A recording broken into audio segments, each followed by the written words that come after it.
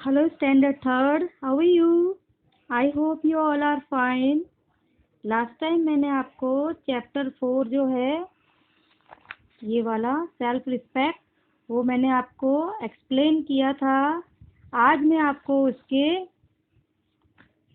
Word meaning और पूरी exercise में आपको लिखवाने वाली हूँ और आपको एक्सप्लेन करने वाली हूँ।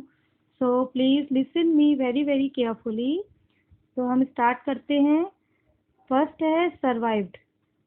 सर्वाइव्ड का मतलब होता है कंटिन्यू टू लिव, यानी जिंदा रहने के लिए जो हम लगातार जो हम जीते रहते हैं उसको बोलते हैं सर्वाइव करना। फिर है ओटोर।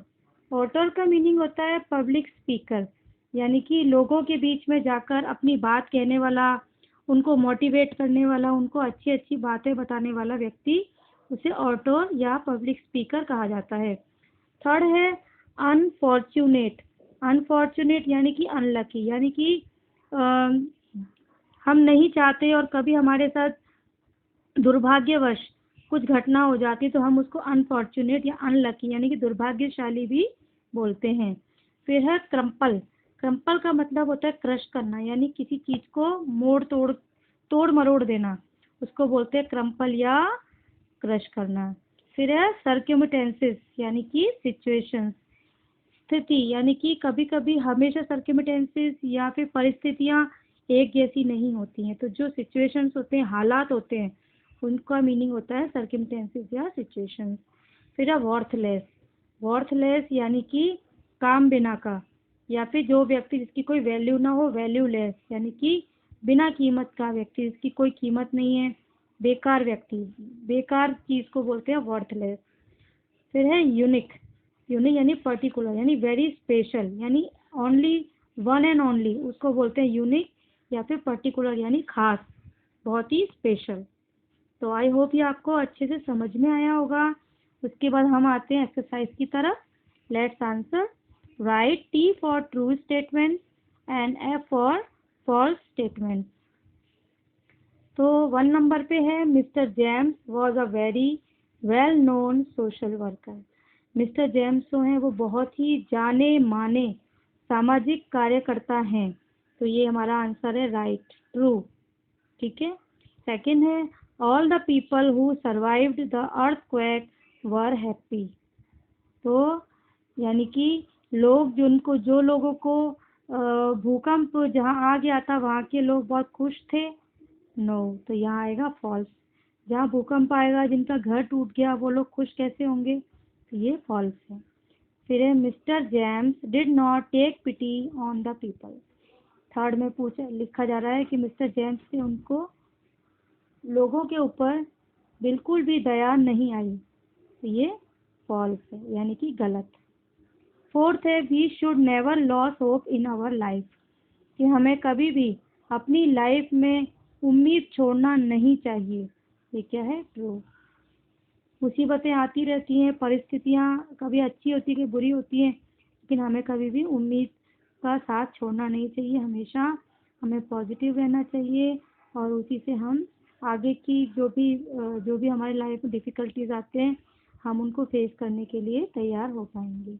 ठीक है, तो ये आपको अच्छे से समझ में आया। आगे से हम पढ़ते हैं। Answer the following question. 1 number पे है where did Mister James go and what did he see there. Mister James कहाँ गए थे और उन्होंने वहाँ पर क्या देखा। इसका आंसर है मिस्टर जेम्स वेंट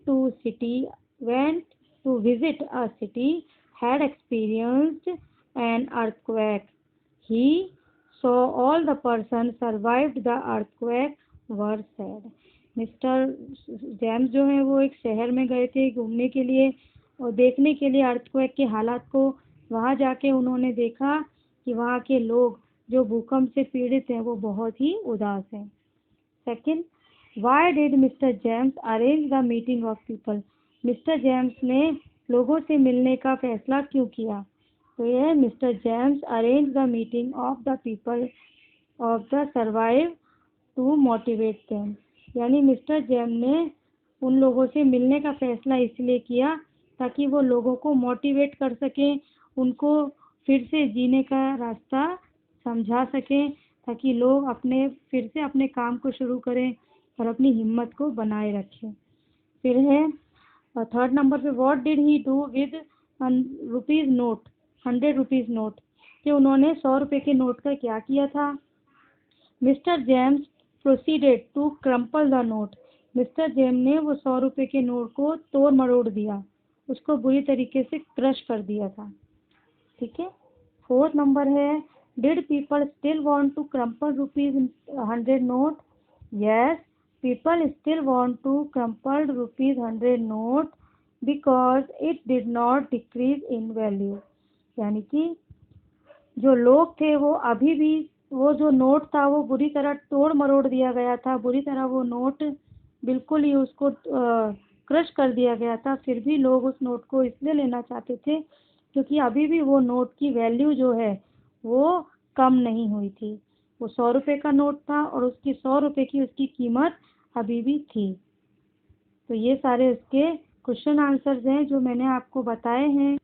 और एक बात, मैं इम्पोर्टेंट बात आपको बताना चाहती हूँ, मुझे अभी ऐसा पता चला है कि बहुत सारे बच्चों के पास वीई की टेक्स्ट बुक अभी भी नहीं है, वीई की वर्कबुक नहीं है, वीई की अभी तक टेक्स्ट बुक ही है जिसमें से मैं आपको ये सब कुछ सिखा रही हूँ।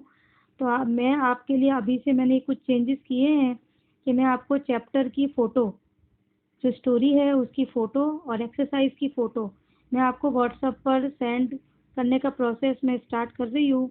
तो आप उसमें से आप उस जो चैप्टर को रीड कर सकते हैं, इससे आपको चैप्टर को समझने में और उसकी एक्सरसाइज को अच्छे से समझने में हेल्प मिलेगी। वीडियो भी बना के भेजूँगी, वीडियो में मैं उस चैप्टर की स्टोरी को और एक्सरसाइज को एक्सप्लेन करके मैं आपको सारा समझाऊंगी, जैसे हम क्लास में मैं आपको समझाती थी, और फोटोज़ के थ्रू आपको उस चैप्टर की पूरी स्टोरी और एक्सरसाइज मिल जाएगी।